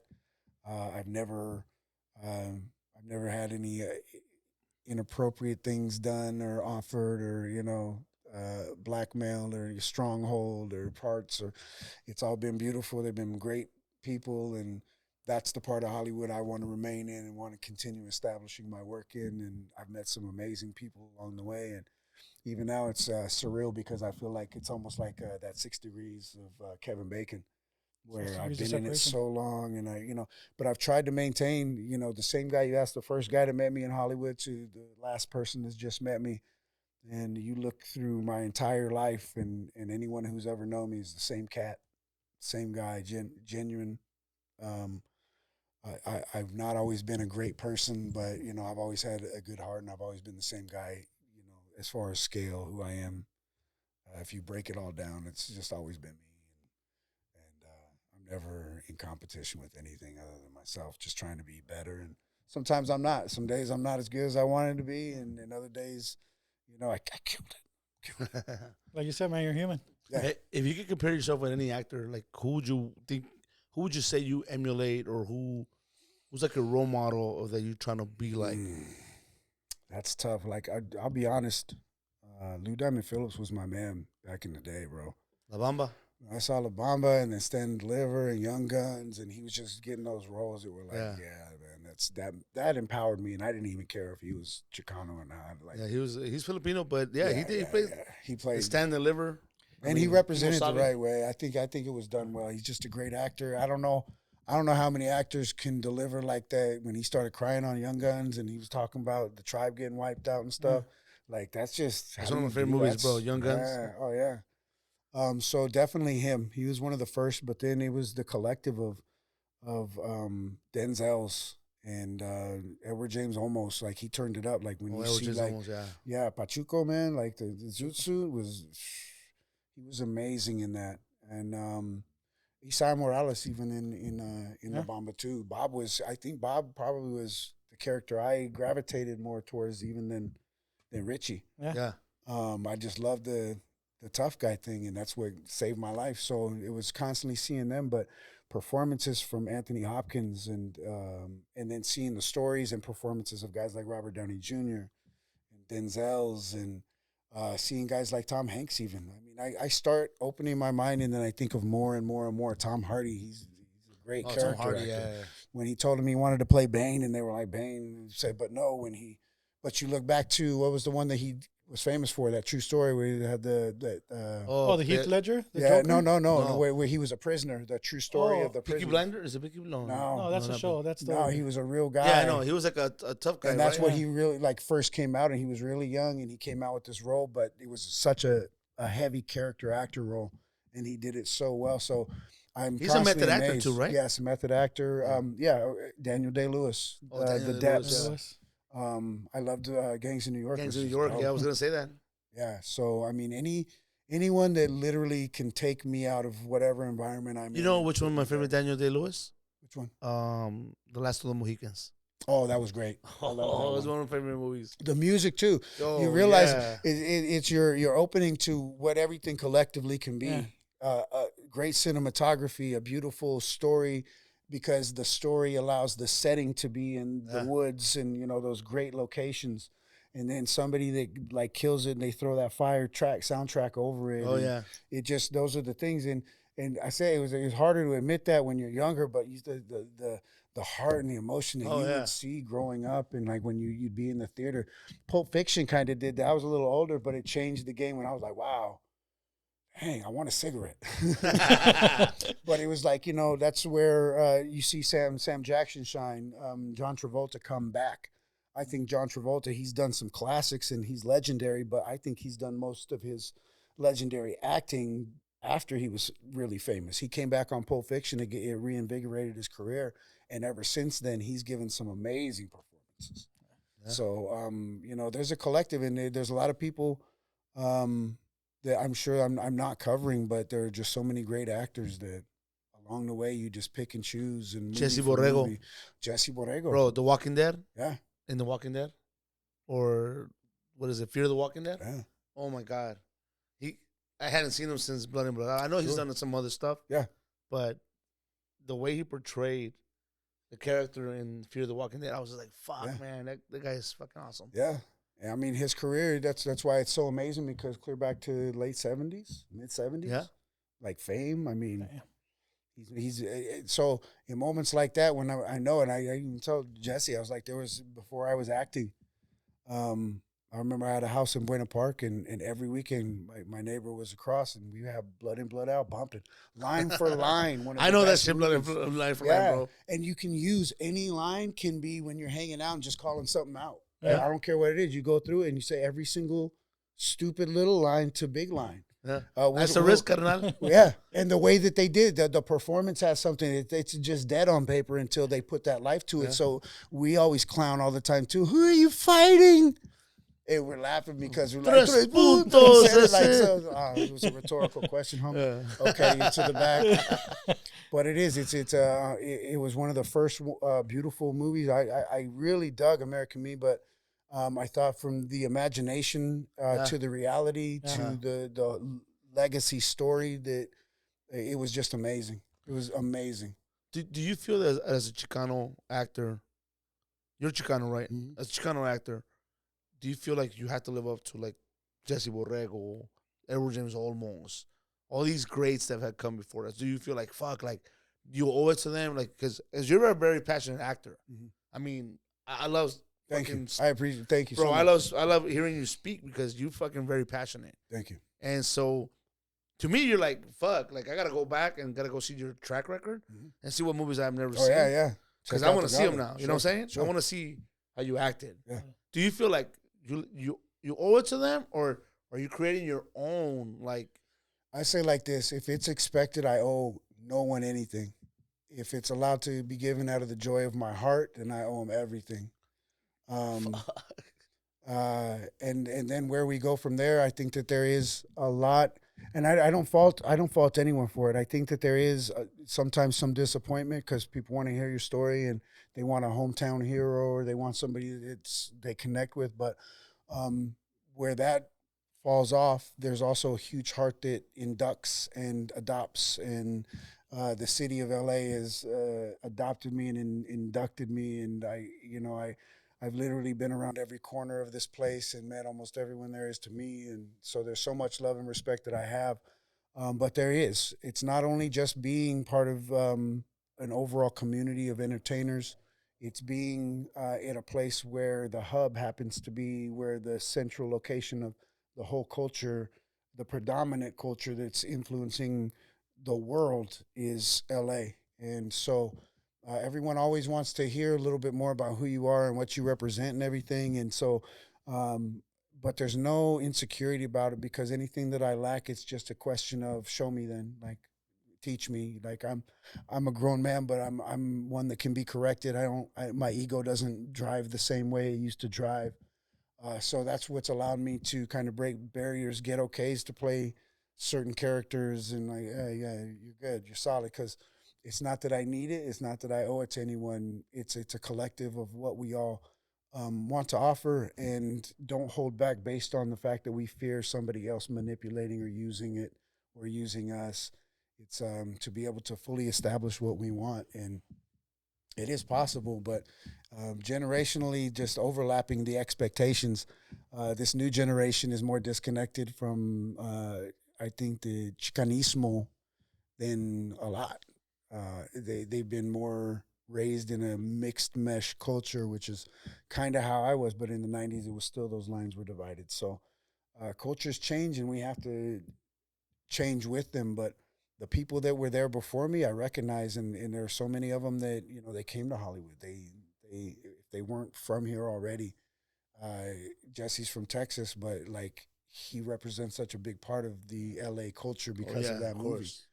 And then there's Cheech. I love Cheech. He's like that cool man. Yeah, Cheech is cool. And born in East LA. And so it opens the conversation of like, okay, we're Chicano, but we're not Mexican, I guess. Yeah. In some way, it was funny. Yeah, something that I've said, and I've told him, like, I think Chicano has changed a lot, and I think it's not even that. It's just like the LA culture. Yeah. That's what Chicano is now, like lowriders, East Lows, and, Dickies, and just oldies, and all that shit. American. All that shit. So I think it's expanding to mean a lot more. Yeah. And it's funny because... So all the way back, horchata with oat milk, that's kind of one of the driving lines that my character gets to play in that one. I play Spider, and he's one of the homies that's like older, and everyone else is like dead or in jail, but because of the gentrification now, it's like they're taking over the hood. So I got some lackeys with me, and that's my whole thing is like he's not a bad guy, but you could tell he was lost by the times. He's sitting there with these goons, and they're trying to take back the neighborhood from these hipsters. And so, Concrete, Duno, Jerry Garcia, Jay Valentino, Sonia, a collective of something that's going to be really funny, but it is. The world is changing. LA is changing. Yeah. So, like, to get the narratives on that from the perspectives that we have, it doesn't always need to be something dramatically heart-wrenching. It's just a good time, our own hood comedy, but done in the right way with the hot and up-and-coming talents. Jeff and Christian Leva, man, they're just, I love working with them. I hope we make more and more movies. But, yeah, it's just everything is a reflection of what your journey is, where you are. I was already integrated in the culture, so it was never really a strong shift for me. I've seen big cities, small towns. And so like I've been back since '99, so it's not like I just came here fresh or anything, but so you can't help it. Either you're going to get down and represent. And, I know that it is a little bit more difficult for, if you're in the streets or something, you're living that life. 'Cause then it's like, you got to know somebody, you got to be connected but with general actors, man, this place is filled with transplants and people that come searching for the dream and stuff. So, that's why I just, as far as my point of view is like, I encourage the gente that are down here that are from me. It's like you're here at the hub. There's some people that's all they do. They're like right now, hundreds, if not thousands, are dreaming and on their way to Hollywood to make it big. So take advantage and believe like you can. And I do love it with podcasts, with social media nowadays. It's really giving somebody that even can't make it this way a chance to develop your craft, your passion, your show, your feed, get attention, gain attention, make a career out of it, and they'll eventually bring you out here. Yeah. That's dope. Good man. shit. Hey, man, we talked about a lot about emotional stuff. A lot about masculinity. Definitely. and we talked a lot about the work that you do. Yeah. So it's crazy because we could keep going on and on and on and on. Oh yeah, we could get into it. Honestly, I love speaking with him. Like, thank you, man. I appreciate that. Yeah, you know, it's very eloquent. No, you're just not just that, man. It shows you love what you do. It's you know, true. Passion. We talked about with a lot of guests, you know, how they found their passion, how they're passionate about things. But I don't know if you're acting right now. You know what? I'm not gonna lie to you. That's what was crossing my mind. I was like, wait a minute. Is he fucking acting with us right now? We're fucking over here getting emotional.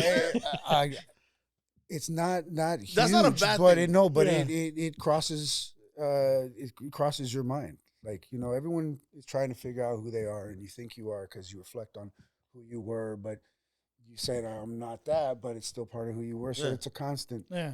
And the things that you learn to take on some characters, it's like if the guy is a professor, he has a PhD. Well, I may not have a PhD, but prepping, you're going to try and learn everything you can. So you're constantly finding new things, feeding yourself with new information, new points of view. It's like a person of faith could be playing somebody that's atheistic, but at the end of the day, you're learning something because even different lifestyles. So in that, you're constantly changing, and it is a reflection of like, okay, at what point do I know I'm not bullshitting? At what point am I not acting?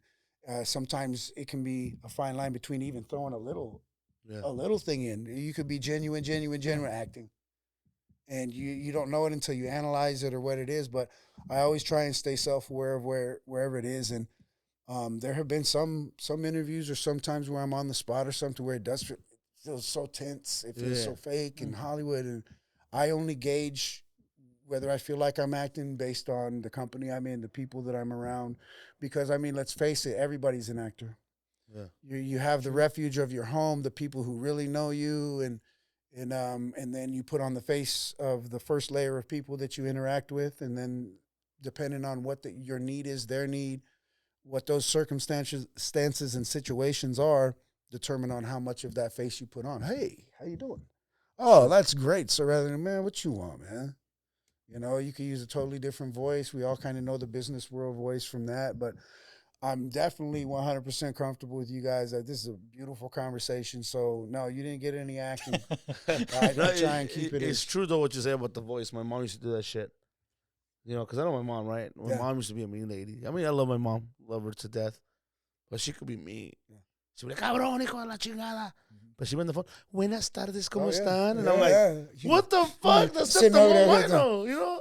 Give her an Oscar. Yeah, I'm like, what the fuck, mom? That's not how you talk. Yeah. But anyways. That's a trip, bro. I never thought about it that way, dude. We're all actors in a sense, you know? Yeah.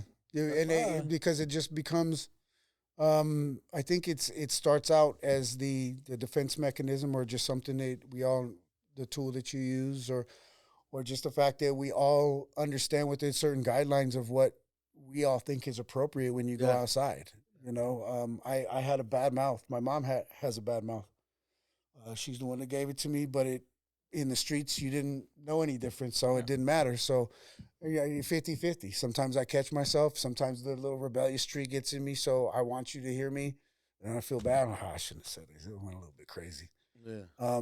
But no matter what, it's like that's just the reflection of what we all agree on. I don't, like, you don't need somebody acting like they would out at like a concert, in like a street concert, the hoods, like rapping and stuff. You don't need that language at Disneyland, like a bunch of little kids and say, man, this motherfucking hot. I'm gonna take motherfucker. What's this little motherfucker looking at? Then it's just sound like we all kind of agree that that's a little inappropriate, a little bit pushing it. Yeah. But other than that, no. It's, we all agree on how we live. But with me, it's just I am who I am, and but sometimes that does change to a certain degree of what what I'm accomplishing. Am I hanging out? Am I speaking to kids? If I'm at one of the events and it's literally like a group of 2 or 3 guys and we have a little man talk or whatever, I'm not going out of my way to be different than I am, but it's definitely going to be a different conversation than when I'm talking to the kids and like motivating them. Yeah. Cool, man. No, honestly, we appreciate you coming. We're going to get to the next section. Yes, sir. The no manches section. You know what that is. Basically, like, it could be something funny. It could be something that either pisses you off. I can start this one. So I'll give the example. Okay. Jeeps, right? So I have a Jeep, but it's a Jeep Patriot. But So Jeep's Jeep. like, huh? So it's not a Jeep. It's not a Jeep. It's a Jeep, but it's not a Jeep. It's Jeepish. It's Jeepish. There you go. Jeepish. But what's up with the Jeeps? Like the fucking what is it, the Commanders or the big motherfuckers? Is it mandatory to have fucking mud on the side of your Jeep? Like, Well, like you got to think Wasn't about that the paint job? I thought they just painted them. is it a paint job? I don't even know because No. I was driving down the freeway and there was a Jeep, and I'm like, where the fuck did this motherfucker go off roading? Like, like why is it that it has mud? And I heard that Jeeps are supposed to be for the mud, right? It's for go off roading. Yeah. Is it mandatory to have fucking mud? And no, not wash it? but you got to think about it. They probably purchased that because they like off roading. Okay. So it's like a rite of passage. If you don't have fucking mud on your shit, you're not an off roader. But then what would be the warranted time between going off roading and washing it? Yeah, that's my question. That's true. I mean, that should So be like, like the do next you day. keep that and shit. shit Yeah. Fuck on? that. Because you're driving around. That shit will fuck up your paint job, I'm assuming, right? Like after I don't know. But then there's another difference: is the guy that's using it utility wise, or somebody who's just street like. There's True. a lot of nice trucks out there. You could tell they're not getting used utility wise, Yeah. or going off road or anything. Okay, here's the second no much. I got two. Fuck Oh, that. fuck. What about the people that I live close to San Bernardino Mountains, Yeah. Uh-huh. at the Big foot of the Big Bear. Yeah. Is it mandatory to have fucking snow on top of your fucking car when you go to the snow? That one is a trip because it's not snowing. It's not snowing. That's It's what I'm not saying. snowing. But you There's have snow on snow. top It of looks your like a little haircut, like a little Yeah. layer on top of the car. I get it. No, my man. It's like, do you really have the snow, They're dog? trying to On the show back of off. the And you truck? get everything except for that. You could Yeah. just take the second and swipe that off. They're just showing off, dog. They're showing up. They're showing They off. are. I came from Big Bear. Yeah. There's snow up there. I was It in the was snow. fun. I had chains. It was Fuck fun. you. I don't got Yeah. chains. Yeah. No much. It's gonna melt soon, so they got to get the attention. No, quick, it's 100 degrees Yeah. where I live at. No. And they have fucking snow on top of them. Fucking whatever. You show offs. And the arrogance, the arrogance. All right, Just mine showing don't off. dog. You know how I've been traveling a lot lately, right? I didn't know that, but Well, okay. Okay. for work.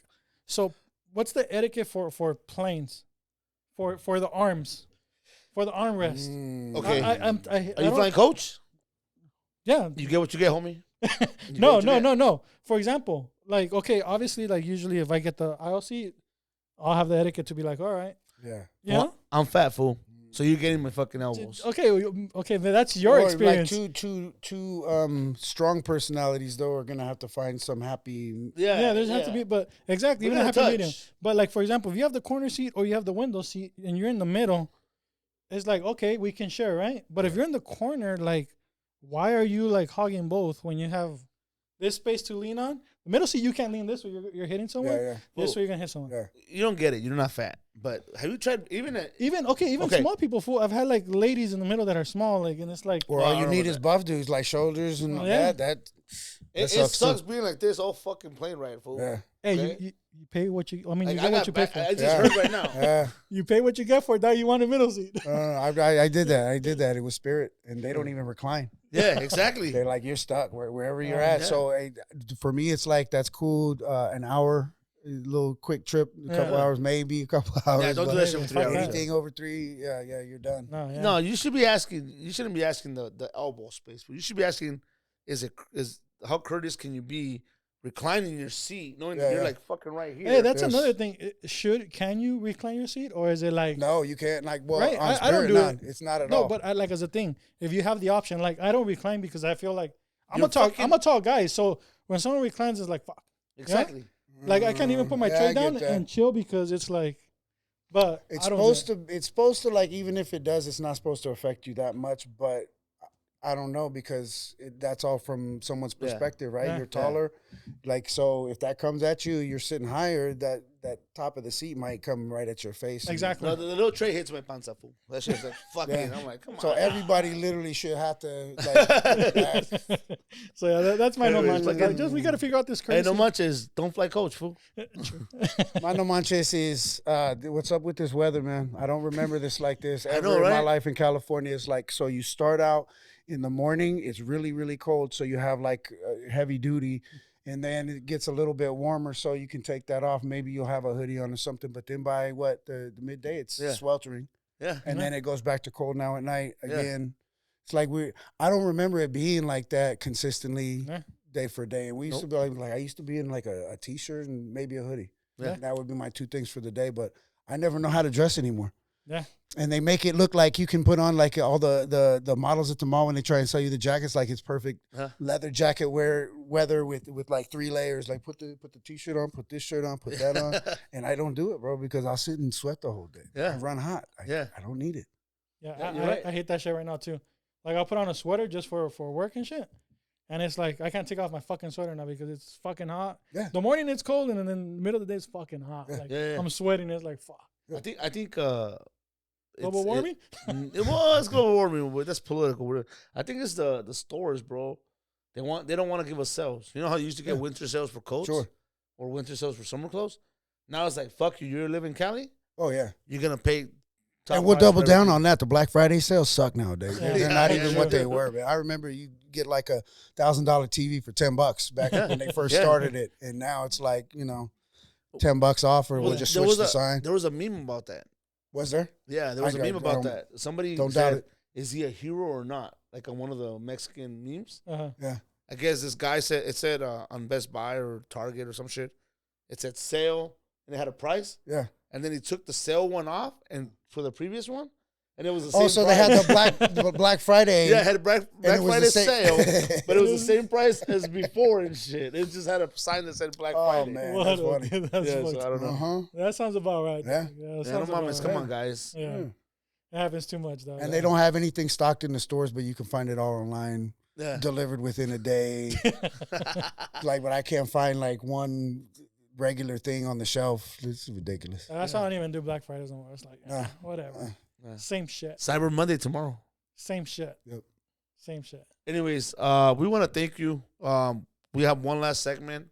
This is our words of wisdom. This is where you get to say something. By the way, you've been dropping a lot of words of wisdom throughout the whole podcast. But this is where you get to say something that you live by, that you do, that helps you or motivates you or has helped you in your life. That way our listeners can apply to their life. What's one thing? It's been a constant evolution of who I am. I mentioned spirituality, so I got to keep God first because I literally see so much beauty in humans and all these things in this perfected design, and I can't help but think that it was by accident. So on my worst day, I'm part of that design. I was born unique, much like everyone else, and I think sometimes when we're facing life, it can be good, it can be bad, but we look for those people that we admire or that have accomplished things. And many times I don't think that they realize when they're at their lowest or they need that boost of confidence that just how similar we all are. Like, we are all human beings. Everyone wants to be liked. Everyone wants to have something to contribute to the world. Everyone wants to find out what their purpose is, if only to make them happy while they're here. And so I would just have people remember what I have to remind myself every day, is that you're part of that. You're a special person. And as long as you're getting up every morning and trying to better yourself, like, you're contributing to it. You don't have to be the most popular person or have the most money. And we live in a society which really holds that in high regard of what you've done, your accomplishments. And for me, it feels great to have a voice of someone who, I have my story from beginning to end, life's turnaround, and to make a success out of it. And it's still going on. Let's hope it ends well. But it's that fact of, like, I wake up every morning, I'm just grateful for who I am. And any part of ego or any feeling of being better than someone else, that's what I throw out the window every day.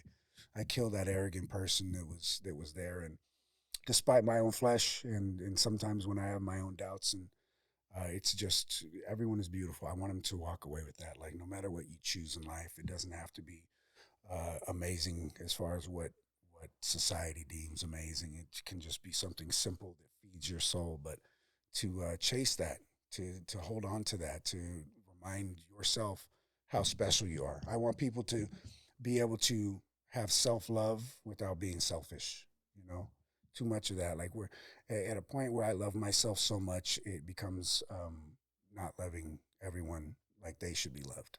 And if we can all love ourselves to the point where you're not afraid to give away love, and then they can feel that, then this false, what they want to call a false idea of a perfect world in harmony, it actually isn't false.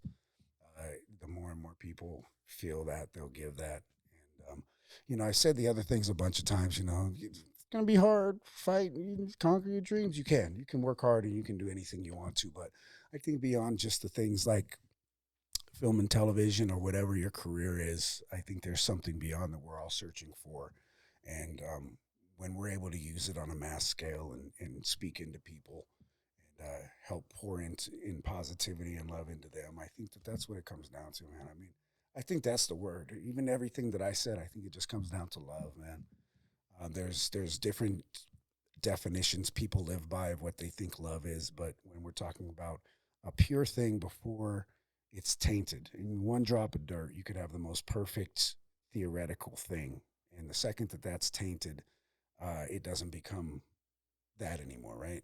So if we could learn how to purify the love again and understand each other, then I really think that that's what it's all about. And we can do that without feeling like our masculinity isn't being challenged, or like, we can do that by lifting up and exalting women too, and letting them be leaders and win. And like, I don't care, whatever culture, belief, anything, it starts with like the love of someone enough to encourage them, support them, and even in disagreement, allow them to speak their mind. Yeah.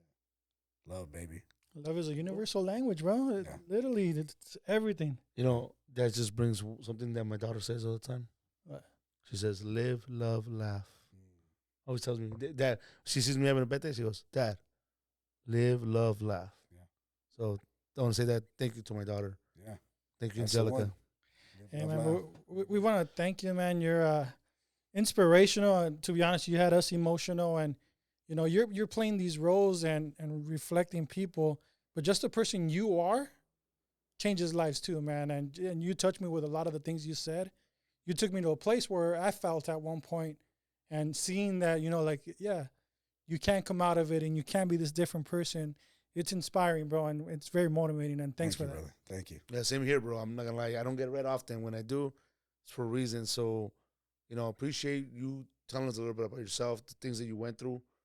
Even though you didn't say much, but we know what you said. You know next time we can dissect this thing. We can. No, I know, I got you. But what I mean by you didn't say much is like you don't have to say every detail of what you went through to know that you went through something and that changed you. Yeah. So I'm learning how to change myself. I know he's doing it too. Yes, sir. So you can do it too. Yeah. You're out there can do it. So that's what I meant by he didn't say much. But thank you, bro, for your story. Thank you for spending Sunday afternoon with us. Yeah. We look forward to all your future projects.